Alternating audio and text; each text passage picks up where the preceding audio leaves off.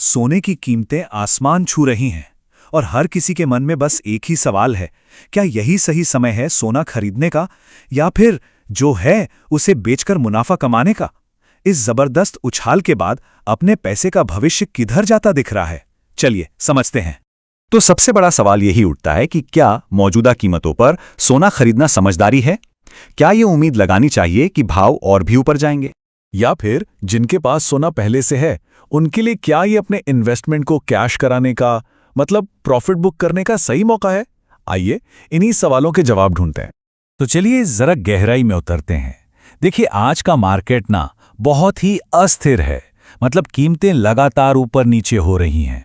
जरा 14 फरवरी के इन आंकड़ों पर नजर डालिए। दिल्ली में 24 कैरेट सोने का भाव 10 ग्राम के लिए करीब 1,56,000 रुपए और चेन्नई में तो ये 1,57,000 को भी पार कर गया है। ये आंकड़े साफ साफ दिखा रहे हैं कि सोने की कीमतें इस वक्त किस ऊंचाई पर हैं। अरे रुकिए, ये तो कुछ भी नहीं है, बस कुछ हफ्ते पहले की बात है। 29 जनवरी को सोने की कीमत ने 10 ग्राम के लिए 1,80,000 रुपए का ऑल टाइम हाई छुआ था। आप सोच सकते हैं कि मार्केट में कितनी जबरदस्त हलचल है। तो सवाल ये है कि हम यहां तक पहुंचे कैसे? इसके लिए हमें एक कदम पीछे जाना होगा और 2025 को देखना होगा, वो साल जिसने आज के इस मार्केट की नींव रखी। साल 2025 सोने के लिए एक ऐतिहासिक साल था। सच में स्पॉट गोल्ड, यानी जो सोना तुरंत खरीदा बेचा जाता है, उसने 65% का जबरदस्त रिटर्न दिया और वहीं दूसरी तरफ डॉलर इंडेक्स 9% तक गिर गया। ये एक साफ इशारा था कि निवेशकों का भरोसा डॉलर से हट रहा है और वो सोने जैसे सुरक्षित इन्वेस्टमेंट की तरफ जा रहे थे। और इस तेजी का आलम यह था कि 2025 में सोने की कीमत ने एक या दो बार नहीं बल्कि पूरे 53 बार नया ऑल टाइम हाई बनाया। सोचिए, ये एक ऐसी रफ्तार थी जिसने मार्केट का पूरा खेल ही बदल दिया। तो आखिर इस उछाल के पीछे है क्या? चलिए आगे बढ़ते हैं और देखते हैं कि कौन सी ग्लोबल ताकतें हैं जो इस बाजार को चला रही हैं। देखिए, इसके पीछे कई बड़ी वजहें एक साथ काम कर रही हैं। एक तरफ दुनिया भर में जो तनाव का माहौल है और साथ में कमजोर होता अमेरिकी डॉलर, ये दोनों सोने को मजबूत बना रहे हैं। दूसरी तरफ ब्याज दरों में गिरावट की उम्मीद से भी सोना ज्यादा आकर्षक लग रहा है। और तो और दुनिया भर के सेंट्रल बैंक और हम आप जैसे आम निवेशक भी जमकर सोना खरीद रहे हैं। और इसीलिए तो सोने को सेफ हेवन यानी एक सुरक्षित पनाहगाह कहा जाता है।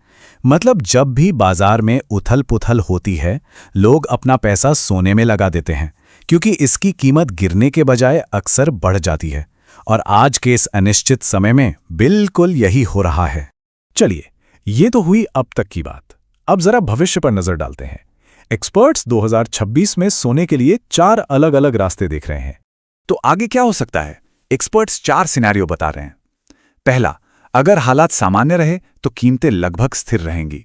दूसरा, अगर इकोनॉमी में हल्की मंदी आई तो सोना 5 से 15% तक चढ़ सकता है।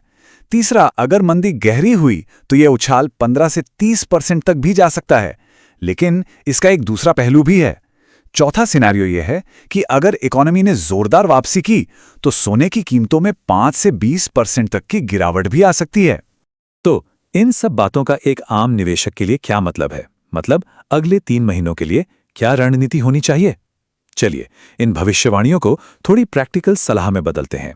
इस मामले में कीमती धातुओं के एक्सपर्ट रॉल्फ वैन ज़ैंटन की एक बात गांठ बांधने जैसी है। वो कहते हैं, मैं सोने को छोटे मोटे मुनाफे का जरिया नहीं बल्कि लंबे समय के लिए अपनी दौलत को सुरक्षित रखने का एक साधन मानता हूं।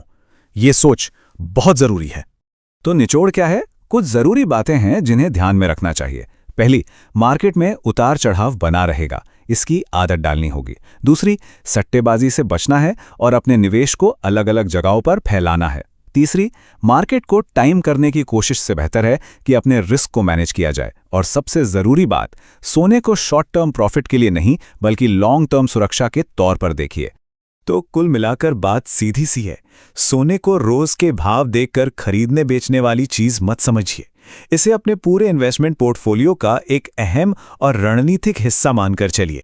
तो आखिर में सवाल यही है, इस अनिश्चितता से भरी दुनिया में किसी के भी आर्थिक भविष्य को सुरक्षित रखने में सोना क्या भूमिका निभाएगा?